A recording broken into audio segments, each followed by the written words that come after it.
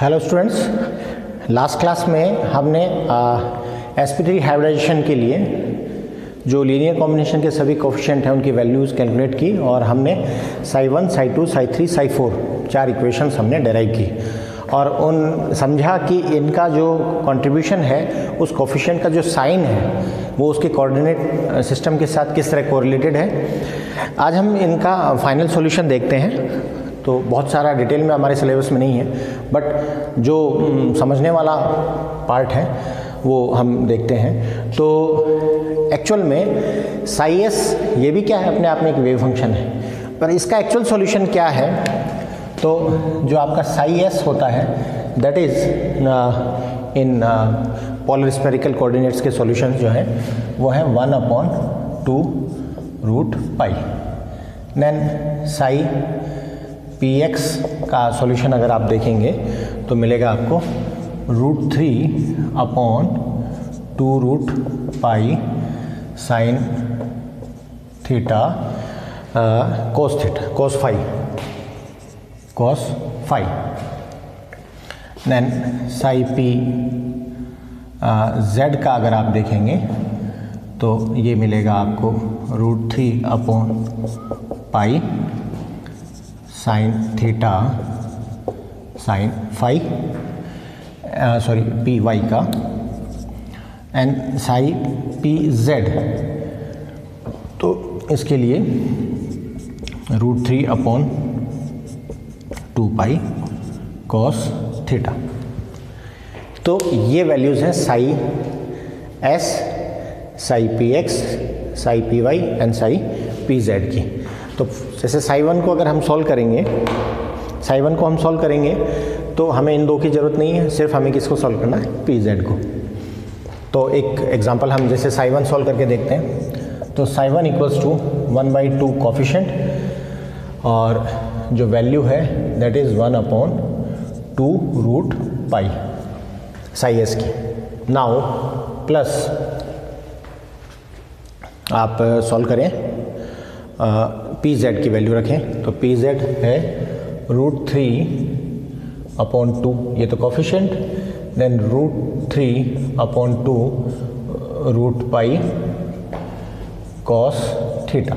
Okay, now हमें पता है कि जहाँ pz होता है वहीं हाइब्रिड ऑर्बिटल बनता है। दैट मीन्स जिस एक्सिस पे pz था उसी एक्सिस पे क्या बन गया, हाइब्रिड ऑर्बिटल। तो एंगल जो है वो क्या रहता है, 0। cos 0 की वैल्यू क्या होती है, 1। This is theta equals to 0, so this is equals to 1। Now आप देखें 1/2 × 2 4√π प्लस √3 × √3 3/2 × 2 4√π × 1।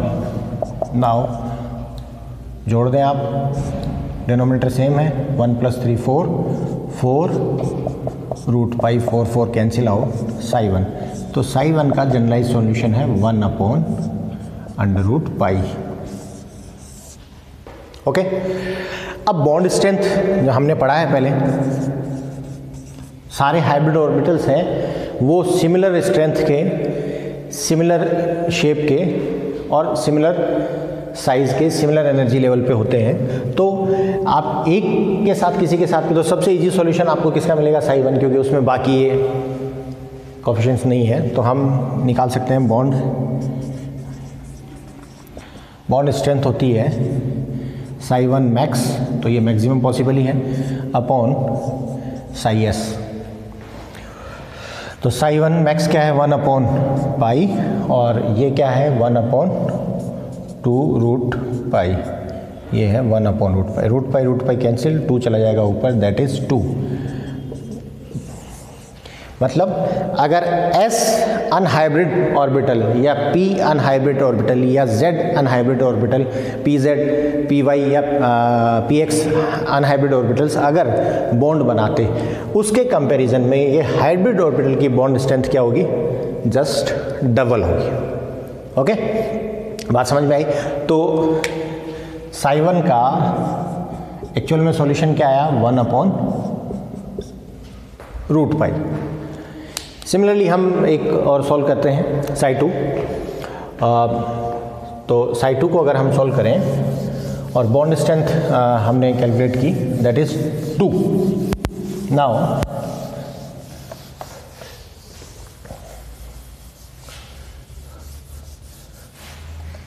साई 2 के लिए अगर हम सॉल्व करें तो साई 2 1/2 इंटू ये तो सेम है, then plus √2/3 √3/2 √π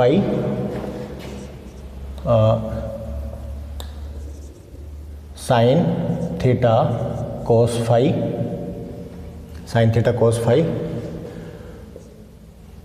then minus 1/2 √3 dot √3/2 √π cos theta. This is our psi 2. Now इसका सॉल्यूशन आया 1/4 पाई। अब यहाँ देखिए cos phi, जो cos phi है दैट विल बी 0। क्यों 0?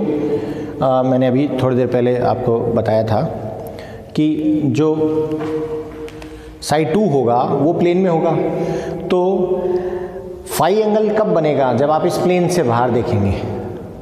थीटा एंगल इस प्लेन में है, XZ प्लेन में, और इससे बाहर जो एंगल आएगा दैट इज़ फाई। तो फाई एंगल तो है ही नहीं, ये उसी प्लेन में प्रेजेंट है, तो ये हो गया 0, that is it is equals to 1, क्योंकि फाई इक्वल्स टू क्या है 0 डिग्री। तो इक्वेशन क्या बनी, ये इसको थोड़ा सॉल्व करते हैं। तो ये √2 √3 cancel, plus 1/√2π sine theta, psi 2 का √2π साइन थीटा। नाउ √3 कैंसिल, 2 हो गया 4 माइनस 1/4 √π cos थीटा। तो साई 2 की जो जनरलाइज इक्वेशन होगी वो कैसी होगी, इस तरह होगी। सिमिलरली आप किसके लिए कैलकुलेट कर सकते हैं, साई 3 के लिए कर सकते हैं, साई 4 के लिए कर सकते हैं, तो वो अपन इतना उस डिटेल में नहीं जा रहे हैं। अब एक्चुअल में ये जो ऑर्बिटल्स हैं, ये हमें पता है हाइब्रिड ऑर्बिटल जब बनता है तो बनने वाले मॉलिक्यूल की ज्योमेट्री ये डिफाइन करते हैं, और इस ज्योमेट्री में सभी बॉन्ड पेयर्स जो हैं वो अब एक दूसरे के साथ मैक्सिमम डिस्टेंस पे रहेंगे। तो आपको जो साई 2 है वो एंगल अटेन कौन सा करेगा, जो मैक्सिमम होगा। तो आपको अगर मैक्सिमा की कंडीशन लगानी है कि थीटा क्या होना चाहिए, मैक्सिमम होना चाहिए, तो मैक्सिमा की कंडीशन लगाने के लिए हम क्या करते हैं, इस इक्वेशन को डिफरेंशिएट करते हैं थीटा के साथ। सो मैक्सिमा यही होता है कि जिसके रेस्पेक्ट में मैक्सिमम निकाला जाए दैट शुड बी 0। तो हम करेंगे, तो ये तो कांस्टेंट है, कांस्टेंट का किसी के साथ भी डिफरेंशिएशन 0, ये हट गया। देन साइन थीटा का cos थीटा, तो 1/2π root that is cos theta, और cos थीटा का प्लस साइन थीटा, तो यहाँ साइन क्या आ जाएगा, प्लस आ जाएगा 1/4 √π साइन थीटा इक्वल्स टू 0। तो मैं कह सकता हूँ 1/√2π cos theta equals to minus 1/4 √π sine theta, और sine theta cos theta, sine theta upon cos theta equals to हो गया 4 √π अपॉन √2 √π साइन माइनस का। दैट इज यहाँ से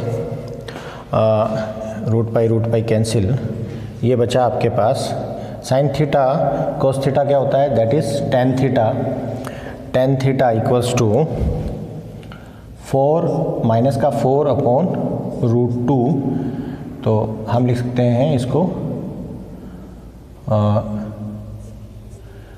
2 × 2 और 2 डिवाइडेड बाई √2 √2,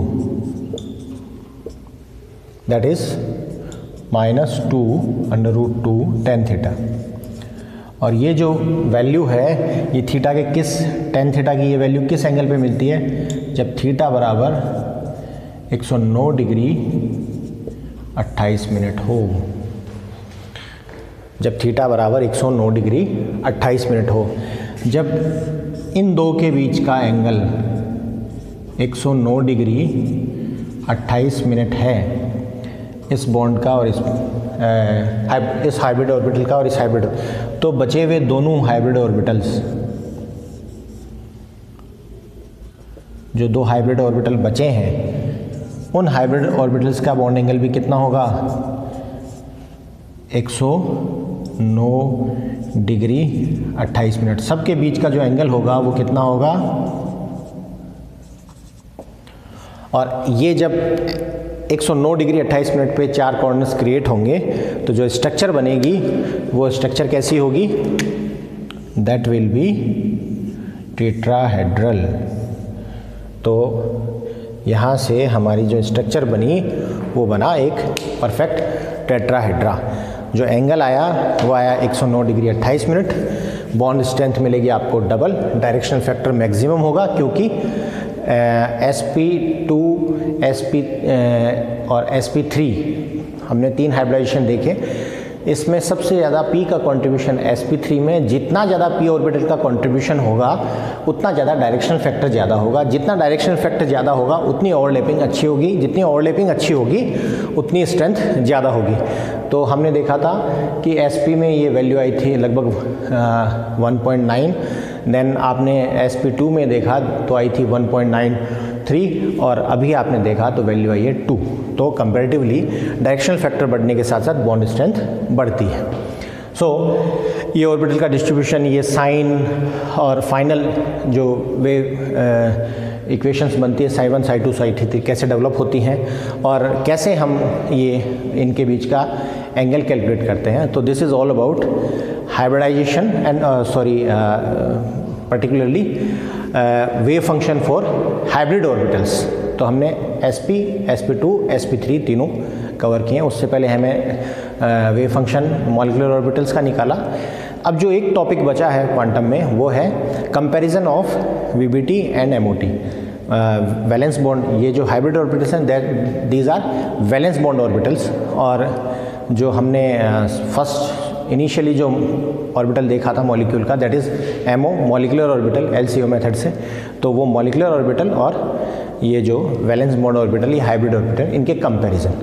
तो ये एक पॉइंट बचा है, तो we will cover in next class. Okay, thank you.